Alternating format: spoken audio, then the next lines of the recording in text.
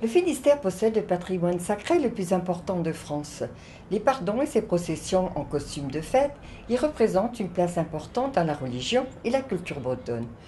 Nous nous sommes rendus ce dernier dimanche d'août au pardon Saint-Philibert à Tréguin.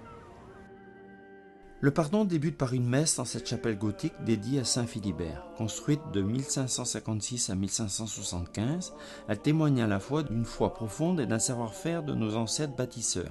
Depuis près de 500 ans, la population chrétienne se rassemble en ce lieu pour prier et se recueillir.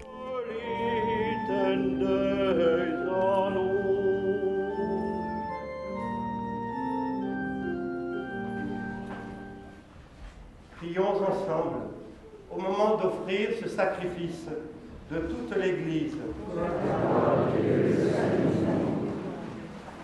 Le pardon a lieu tous les ans? Oui, dernier dimanche d'août. Et c'est un pardon qui unit le culturel et puis toutes les traditions du pays.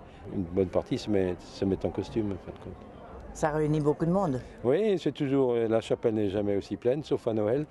Il y a à peu près 300-400 personnes qui viennent.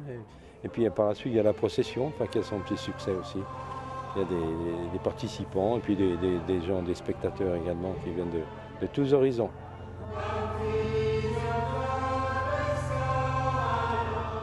Les costumes sont des costumes de Cornouailles. Et Cornouailles du Sud se rapprochant un peu des costumes de Pont-Aven. Vous avez vu, toutes les coiffes sont un peu de Pont-Aven, mais avec toujours des petites différences. Ainsi les coloris, enfin. Cette procession, justement, elle est traditionnelle en Bretagne. Et ici, elle signifie une marche des gens les uns vers les autres. Parce que la paroisse a été créée à la demande des chrétiens laïcs, comme on dit, des non-prêtres, quoi. Tréguin était beaucoup trop loin, et pour les mariages, les enterrements, les baptêmes, il fallait une journée entière en char à banc pour revenir et non. Et l'évêque a accepté avec un peu de difficulté. Et nous avons eu des prêtres régulièrement ici, mais la tradition s'est maintenue. Étant créée par les gens du pays, les gens ont pris l'habitude de s'intégrer à fond dans la marche de la paroisse. Et donc pendant pas mal d'années, on peut dire que les animateurs de la paroisse étaient des laïcs, quoi.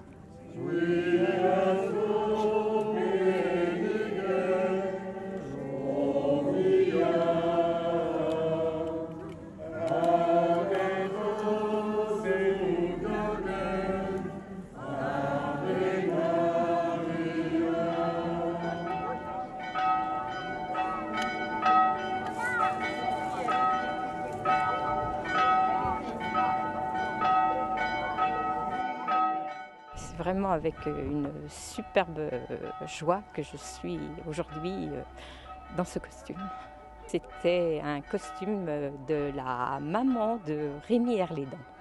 C'était même le costume de Marie et de ma mère qui était blanc à l'origine et qui a été teint lorsqu'elle en a eu besoin, sans doute pour les festivités comme le pardon. Ça représente des heures de travail. Ça représente des heures de travail. C'est une maison de Quimper qui faisait les costumes.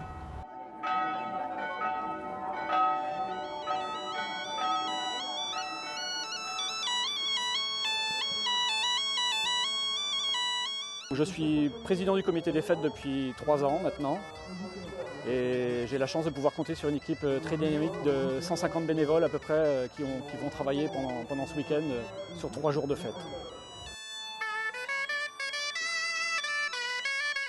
Donc la manifestation pour nous consiste, après la messe et la procession qui est organisée par la partie liturgique, d'organiser le cochon grillé où on a reçu 450 personnes et ensuite donc de faire découvrir les jeux bretons et le Gouren, dans le vallon qui est proximité de la chapelle et sur lequel il y a un théâtre naturel où on peut accueillir différentes manifestations culturelles.